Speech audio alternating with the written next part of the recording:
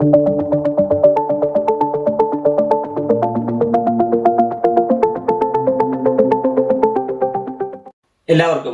എൻ്റെ നമസ്കാരം. നമ്മളെല്ലാവരും പാനിക് അറ്റാക്ക് വന്നവരാണ്, ആങ്സൈറ്റി ഡിസോർഡർ അനുഭവിച്ചവരാണ്. ഞാനത് മുൻപ് വീഡിയോയിൽ പറഞ്ഞിട്ടുണ്ട്. ഒരുപാട് പ്രാവശ്യം പാനിക് അറ്റാക്ക് വന്ന, ആങ്സൈറ്റി ഡിസോർഡർ അനുഭവിച്ചിട്ടുള്ള, പാനിക്കുമായി ബന്ധപ്പെട്ട് ശാരീരികമായ സിംറ്റംസ് ഒരുപാട് അനുഭവിച്ചിട്ടുള്ള അഗോരാഫോബിയ പോലെ, അതല്ലെങ്കിൽ ഹൈപ്പോകോൺട്രിയാസിസ് പോലെ ഒരുപാട് ഫോബിയകൾ അനുഭവിച്ചിട്ടുള്ള, അതിൽ നിന്നെല്ലാം ഒരു മരുന്നിന്റെയും സഹായമില്ലാതെ മുക്തനായി പുറത്തു വന്ന ഞാൻ, അതേപോലെ നമ്മളെല്ലാവരും പാനിക്കിനും ആങ്സൈറ്റിക്കും അടിമപ്പെട്ടവരാണ്.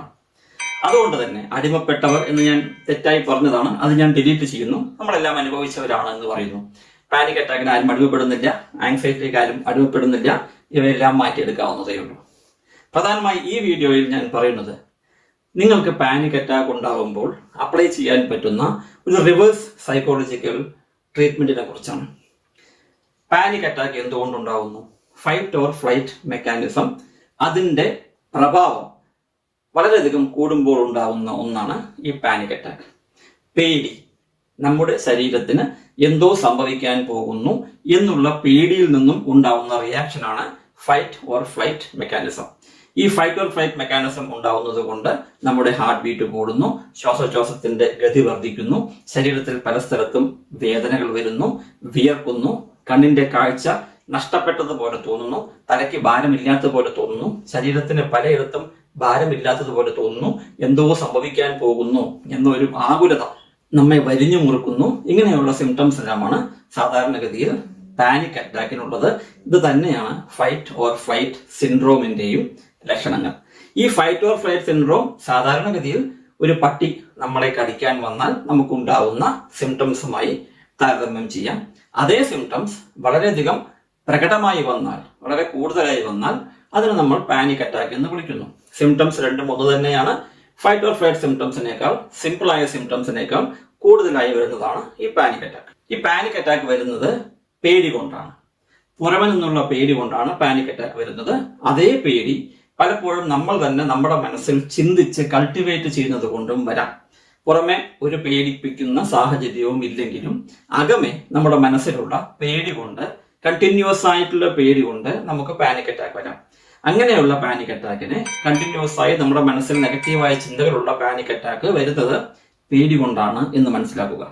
അങ്ങനെ വരുമ്പോൾ ഈ പേടി കൊണ്ടുണ്ടാകുന്ന പാനിക് അറ്റാക്കിനെ നമുക്ക് അപ്പോൾ തന്നെ എങ്ങനെ നമ്മുടെ സെൻസറി സ്റ്റിമുലേഷൻ കൊണ്ട്, നമ്മുടെ ശരീരത്തിലെ തന്നെ 5 സെൻസസ് കൊണ്ട് എങ്ങനെ റിവേഴ്സ് സൈക്കോളജി ഉപയോഗിച്ച് ക്ലിയർ ചെയ്യാം എന്ന് ചെറിയൊരു ഐഡിയ ഞാൻ തരാം. ഇത് നിങ്ങൾ പല രീതിയിലും ഉപയോഗിക്കാം. ഞാനൊരു ഐഡിയ മാത്രമേ തരുന്നുള്ളൂ. നിങ്ങൾക്കിത് നിങ്ങളുടേതായ രീതിയിൽ ഡെവലപ്പ് ചെയ്ത് കൊണ്ടുപോകുന്നതാണ്.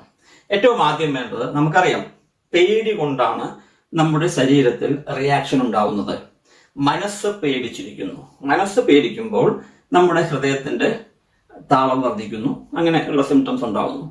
മനസ്സ് പേടിച്ചിട്ടുണ്ടെങ്കിൽ നമ്മുടെ മുന്നിലൊന്നുമില്ല, മനസ്സാണ് പേടിക്കുന്നത്. നിങ്ങളൊരു സ്ഥലത്ത് ഇരിക്കുകയാണ്, മറ്റ് പ്രത്യേക പ്രശ്നങ്ങളൊന്നുമില്ല, നിങ്ങൾക്ക് പാനിക് അറ്റാക്ക് വന്നു എന്ന് വിചാരിക്കുക.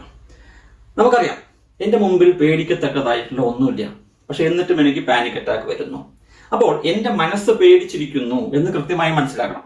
എന്റെ മുമ്പിൽ പേടിക്കത്തക്കതായി ഒന്നുമില്ല, പക്ഷെ എന്റെ മനസ്സ് എന്തോ കാരണം കൊണ്ട് പേടിക്കുന്നു. നമുക്കറിയാം അത് നെഗറ്റീവ് ചിന്ത കൊണ്ടുണ്ടാവുന്നതാണ്, സാരമില്ല.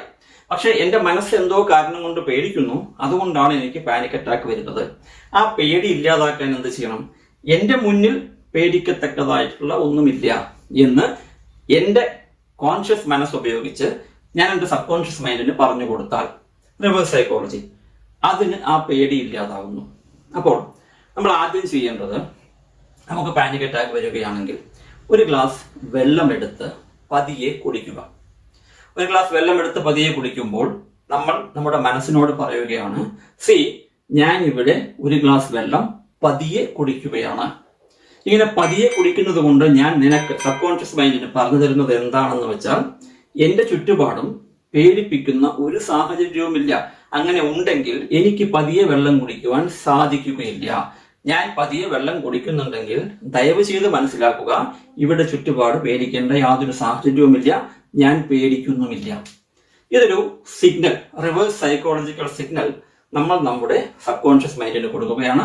സബ് കോൺഷ്യസ് മൈൻഡ് അത് കൃത്യമായി മനസ്സിലാക്കുന്നു. അതേപോലെ നിങ്ങളുടെ ഈ സിംറ്റംസ് ഇല്ലാതാക്കുകയും ചെയ്യുന്നു.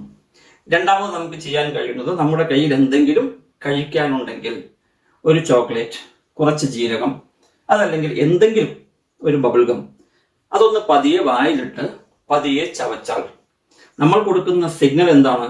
നോക്കൂ, ഞാൻ പതിയെ ഈ ഭക്ഷണ പദാർത്ഥം വായിലിട്ട് ചവച്ചിറക്കുന്നു. അതിനർത്ഥം ചുറ്റുപാടും പേടിക്കത്തക്കതായി ഒന്നുമില്ല. ചുറ്റുപാടും പേടിക്കത്തക്കതായി എന്തെങ്കിലും ഉണ്ടെങ്കിൽ എനിക്ക് ഇത് പതിയെ വായിലിട്ട് ചവച്ചിറക്കാൻ കഴിയില്ല, ഞാൻ ഓടുകയേ ഉള്ളൂ. ഇങ്ങനെ ചെയ്യുന്നുണ്ടെങ്കിൽ അതിനർത്ഥം ഞാൻ റിലാക്സ്ഡ് ആണ്, ഇവിടെ ഒരു പ്രശ്നവുമില്ല എന്നാണ്. നമ്മുടെ സബ് കോൺഷ്യസ് മൈൻഡ് ഈ സിഗ്നലിനെ പിക്കപ്പ് ചെയ്ത് നമ്മുടെ ശരീരത്തിനെ, മനസ്സിനെ റിലാക്സ് ചെയ്യുന്നു. ഇനി മൂന്നാമത് ചെയ്യാൻ പറ്റുന്നത് എന്താ? ഡീപ്പായിട്ട് ബ്രീത്ത് ചെയ്യുക. നമ്മുടെ ഡീപ്പ് ബ്രീത്തിനെ സ്ട്രക്ചർ മാറ്റുക. നമ്മൾ ഫാസ്റ്റ് ആയിട്ടുള്ള ബ്രീത്തിങ് ആയിരിക്കും ചെയ്തുകൊണ്ടിരിക്കുക, പേടിച്ചിരിക്കുകയാണ്. നമ്മൾ എന്താണ് ചെയ്യേണ്ടത്? ഫോക്കസ്ഡ് ആയി നമ്മുടെ ബ്രീത്തിങ്ങിനെ സ്ലോ ഡൗൺ ചെയ്യുക. പതിയെ റിതമാറ്റിക് ആയി ഡീപ്പായിട്ട് ബ്രീത്ത് ചെയ്യുക. ഇമ്മീഡിയറ്റ്ലി ഈ സിംറ്റംസ് കുറയില്ല. പക്ഷേ നമ്മുടെ സബ് കോൺഷ്യസ് മൈൻഡ് മനസ്സിലാക്കുന്നു, പേടിക്കത്തക്ക അന്തരീക്ഷത്തിൽ ഇരിക്കുന്ന ശരീരത്തിന് ഒരിക്കലും ഡീപ്പായി സ്ലോ ആയി ബ്രീത്ത് ചെയ്യാൻ കഴിയുകയില്ല. അങ്ങനെ ഈ ശരീരം ബ്രീത്ത് ചെയ്യുന്നുണ്ടെങ്കിൽ അതിനർത്ഥം പേടിക്കത്തക്കതായി ഒന്നുമില്ല എന്നാണ് എന്ന് മനസ്സിലാക്കി നമ്മുടെ സബ് കോൺഷ്യസ് മൈൻഡ് നമ്മുടെ സിംറ്റംസിനെ ഇല്ലാതാക്കുന്നു, പാനിക് സിംറ്റംസിനെ ഇല്ലാതാക്കുന്നു. ഇനി വേറെ എന്ത് ചെയ്യാൻ കഴിയും? ഏതെങ്കിലും ഒരു പെർഫ്യൂം, സാധാരണഗതിയിൽ ഞാൻ പറയാറുള്ളത് ലാവൻഡർ പെർഫ്യൂം ആണ്. കാരണം ലാവൻഡർ പെർഫ്യൂമിന് എപ്പോഴും നല്ല രീതിയിൽ ഈ ആൻസൈറ്റി കൺട്രോൾ കപ്പാസിറ്റി ഉണ്ട്. ലാവൻഡർ പെർഫ്യൂം കയ്യിൽ വെക്കുക.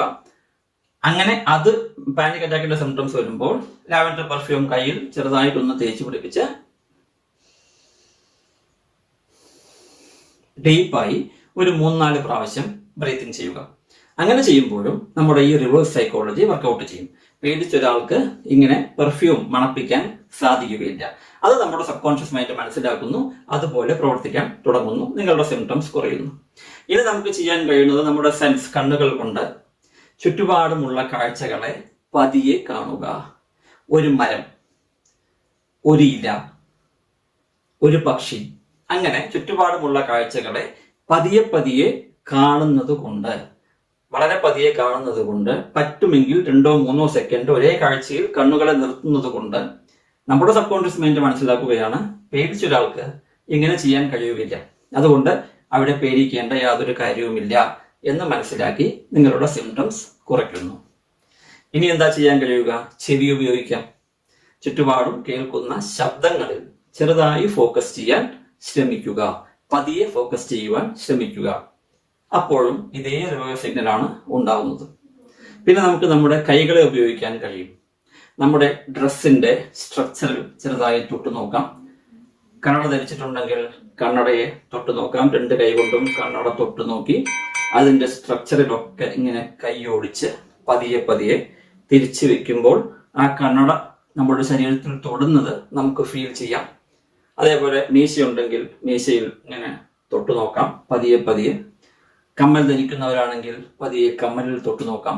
അങ്ങനെ ചുറ്റുപാടും നമ്മുടെ ശരീരത്തിലോ അതല്ലെങ്കിൽ നമ്മൾ ഇരിക്കുന്ന ചെയറിലോ അതല്ലെങ്കിൽ നമ്മൾ അവിടെ ഇരിക്കുന്ന ഏതെങ്കിലും ഒരു വസ്തുവിലോ നമ്മുടെ കൈകളെ ഉപയോഗിച്ച് പതിയെ തൊട്ട് തലോടി അതിന്റെ സ്ട്രക്ചറും അതിന്റെ ചൂടും അതിന്റെ തണുപ്പും ഇതെല്ലാം മനസ്സിലാക്കാൻ നമ്മൾ ശ്രമിക്കുമ്പോൾ റിവേഴ്സ് സൈക്കോളജി അപ്ലൈ ചെയ്യുന്നു. സബ് കോൺഷ്യസ് മൈൻഡിന്റെ സിഗ്നൽ പോവുകയാണ്.